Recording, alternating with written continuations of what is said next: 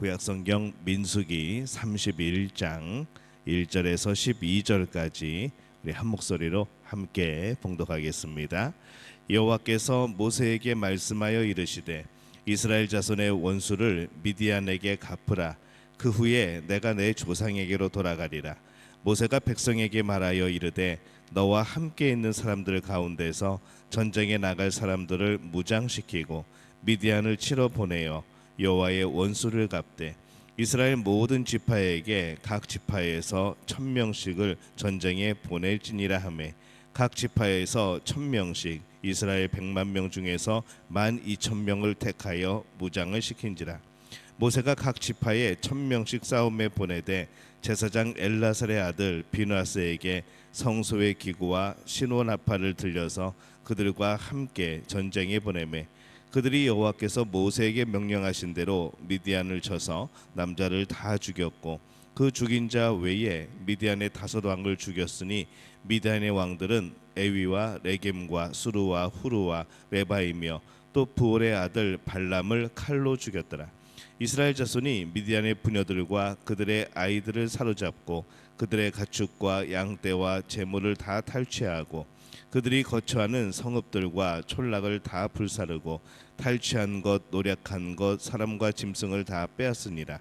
그들이 사로잡은 자와 노략한 것과 탈취한 것을 가지고 여리고 맞은편 요단강가 모압 평지의 진영에 이르러 모세와 제사장 엘르아살과 이스라엘 자손의 회중에게로 나아오니라. 아멘. 할렐루야. 하나님의 은혜가 오늘 새벽에 하루의 첫 시간을 주 앞에 드리는 우리 믿음의 가족들에게 함께 하시기를 예수님의 이름으로 축원합니다. 오늘 말씀은 하나님의 명령에 따라서 이 미디안과 전쟁을 하는 그런 내용을 담고 있습니다. 하나님께서 모세에게 미디안을 치라라고 말씀을 합니다. 그래서 오늘 2절 말씀에 보면은 이스라엘 자손의 원수를 미디안에게 갚으라. 그 후에 내가 내 조상에게로 돌아가리라. 이렇게 말씀을 하시죠. 미디안은 많은 부족들로 구성이 되어 있습니다. 지금의 이제 걸프만 동쪽으로부터 이 요단강 동편까지 아주 폭넓게 분포된 그런 민족입니다. 이스라엘이 요단강을 건너가기 전에 동편에 있을 때에 이 모압과 아주 밀접한 관련이 있던 미디안의 일부 부족이 이스라엘을 적대시하고 이스라엘을 괴롭혔죠. 미디안과의 전쟁은 원수를 갚는 전쟁입니다. 미디안이 어떤 잘못을 하였을까 생각해 보면은 이 부올, 이 시딤이라고 하는 곳에서의 사건 때문에 그렇습니다. 그곳에서 이 발람의 꾀로 이스라엘 백성을 우상에 빠지게 하죠. 이스라엘의 우상 숭배로 인하여서 하나님께서 이스라엘을 연병으로 치셔서 24,000명이 죽는 이제 그 사건이 벌어집니다. 물론 우상 숭배의 죄에 빠진 이스라엘 백성도 문제이지만은 또 그것을 이스라엘 백성들을 우상으로 이끌어간 또 우상을 섬기게 덫을 놓은 이 발람의 또 그 죄도 큰 겁니다. 그래서 이 전쟁에서 미디안의 5명의 왕들 이제 부족장이 되겠죠. 이제 그들이 죽습니다. 그리고 발람이 죽습니다. 그래서 31장 8절에 보면은 그 죽인 자 외에 미디안의 5왕을 죽였으니 미디안의 왕들은 에위와 레겜과 수르와 후르와 레바이며 또 부올의 아들 발람을 칼로 죽였더라. 이렇게 기록을 합니다. 이 발람은 하나님의 개입하심으로 이스라엘을 저주하지 못하고 포기했었습니다. 그러나 그가 거기서 끝난 게 아니고 이 돈에 대한 욕심 때문에 자신의 고향으로 돌아가지 않고 결국은 이 미디안에 붙어서 이스라엘을 멸망시킬 그런 꾀를 내고 그렇게 미디안에 머물러 있었던 것으로 보입니다. 이 발람과 미디안의 그런 작당으로 인해서 이스라엘에 죄가 만연해졌고 그래서 하나님께서 이스라엘을 심판하신 것이죠. 그러나 그 심판은 이스라엘뿐만 아니라 그들을 죄에 빠뜨렸던 미디안에 대한 심판까지 이어집니다. 그래서 이 죄는 항상 책임이 따릅니다. 이스라엘 백성의 미디안과의 전쟁은 하나님께서 지정하신 거룩한 전쟁입니다. 보통 성전이라고 하죠. 이 죄에 대한 심판의 성격이기 때문에 그걸 거룩한 전쟁, 하나님의 전쟁으로 부릅니다. 6절 말씀에 보면은 모세가 각 지파에 1,000명씩 싸움에 보내되 제사장 엘르아살의 아들 비느하스에게 성소의 기구와 시노나팔을 들려서 그들과 함께 전쟁에 보내매 이렇게 말씀을 합니다. 하나님이 함께 하시는 전쟁으로서 이 성소의 기구를 가지고 전쟁에 참여를 합니다.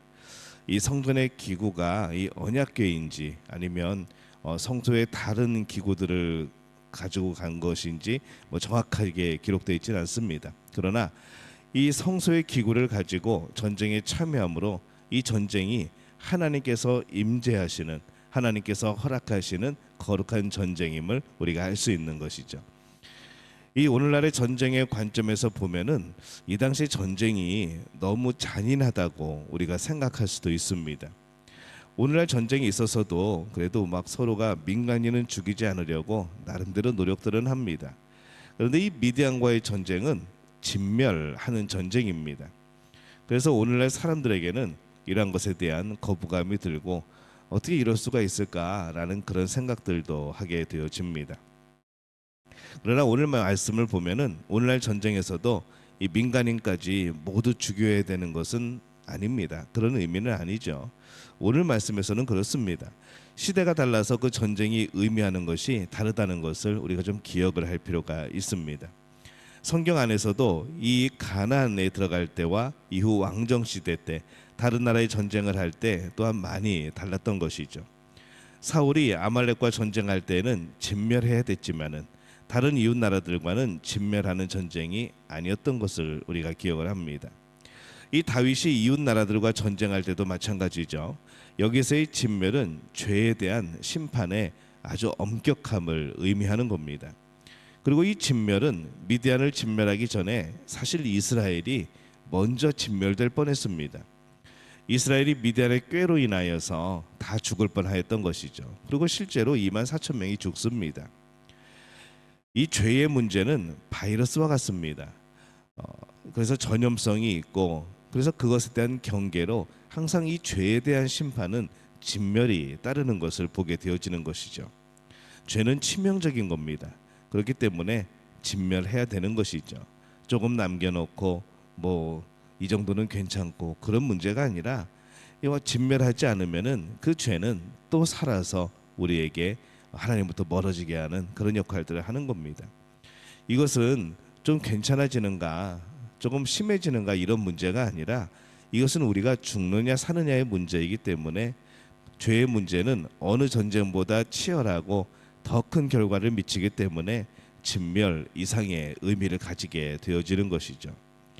그래서 오늘날 우리는 이 말씀에서 이 전쟁에서의 진멸이라는 이 잔인함 여기에 주제를 맞추는 것이 아닙니다.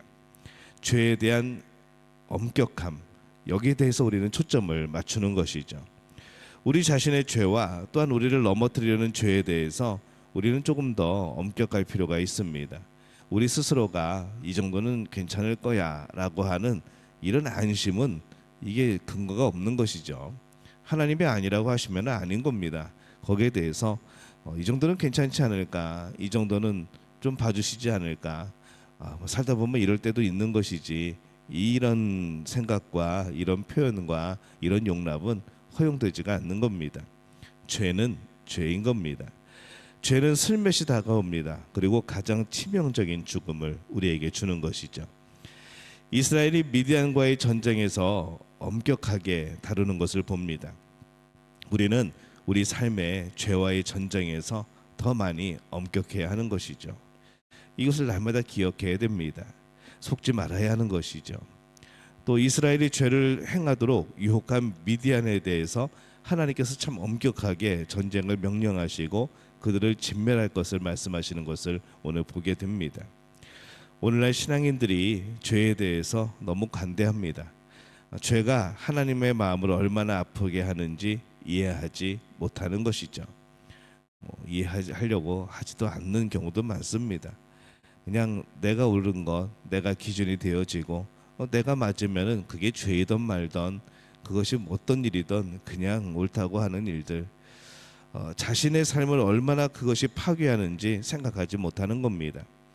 다른 것에 대해서는 슬퍼하고 다른 것에 대해서는 엄격하게 하면서 이 죄에 대해서는 너무 관대한 우리의 연약함을 보게 되는 것이죠.